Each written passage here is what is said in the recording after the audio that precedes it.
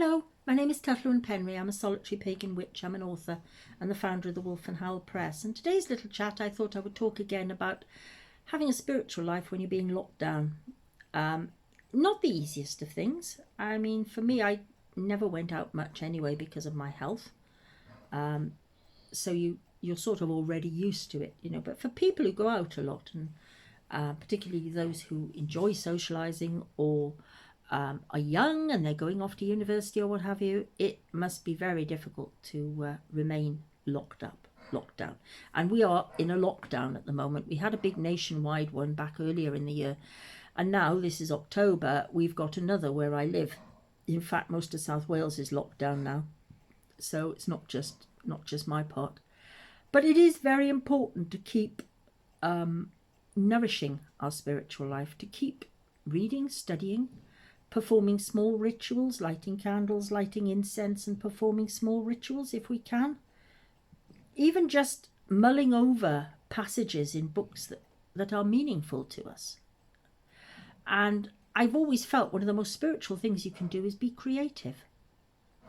And, you know, you don't have to create a masterpiece. There's a couple of things about creativity that I'm very uneasy with. One of them is you don't have to be brilliant at what you do.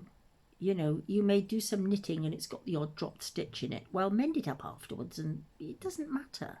You tried. You're much further on than somebody who never tried. So that's one thing. And the other one is you don't have to earn a living at it. You know, there is this idea that somehow whatever you're doing, you could sell that. Oh, thank you. But a lot of the things I do and make, I do not want to sell. I've got somewhere, I think it's, hang on, let me have a look. I think it's up on the dresser somewhere.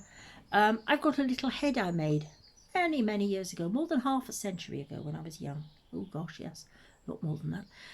I made it from air hardening clay. I never fired it, so it must never go near anything wet, and I painted it with poster paints, and it was a head of like an Egyptian pharaoh. And I've always been ever so proud of that. It's always been a little item that has spoken to me, that has meant a lot to me. I would no more dream of selling it. I wouldn't sell my fingers. No. Keep them for your own pleasure. Give them as gifts if you want to, but don't feel you have to give things away because that becomes its own torment. You know, my mother was a sod for this. Pardon my French.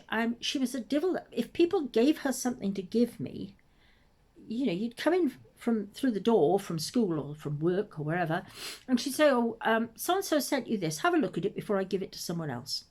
And you're like, what if I want it? Oh, you don't want it, do you? Why would you want it? And of course immediately it puts you on the back foot. Why would you want it? And people sometimes do this when we make things. Oh, I'd love that. You know, go make one then. Yeah, and it sounds mean, but there are times you have to watch that when you say yes to everybody, you're also saying no to yourself. And I've done that an awful lot. Mr. Penry will tell you that, won't he, Mr. Penry? He's nodding. He's not speaking this morning. He's got his pipe in his mouth, but he is nodding. But it's true. So creativity is wonderful, but don't feel you have to give it away. Don't feel you have to sell it. You don't even have to show it to anybody if you want. I've got folders and folders full of artwork I don't think any of my family have ever seen. But I did them and I enjoyed doing them. And that was enough. I get pleasure from knowing I did them. So yes, in lockdown, don't despair. It is difficult. But we have a lot of technology which makes life easier. You know, you can contact each other through video calls and things like that. You can have contact with the telephone. All sorts of, I'm trying to think now. I'm a bit technically naive really, but I've managed to master this on my phone, so that's something. But please don't feel you don't have to be at everybody's beck and call all day.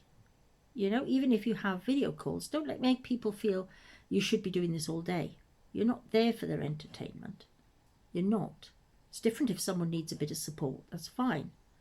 But you're not there to entertain people and keep them happy. You know, you've got to be a bit sensible about these things. Sorry, my hair's a bit long. I cut my fringe the other day and it's gone mad again. Still, not to worry. So yes, work on it. Find things that mean something to you.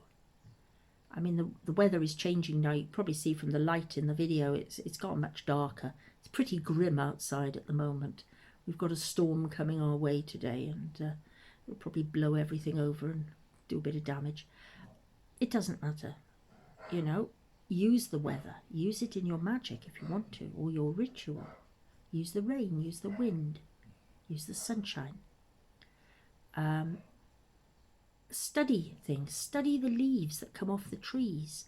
You know, if you really learn to identify leaves, then when you walk in a woodland that has shed a lot of its leaves, you know exactly what the trees are. You know if they're sycamore, beech, oak.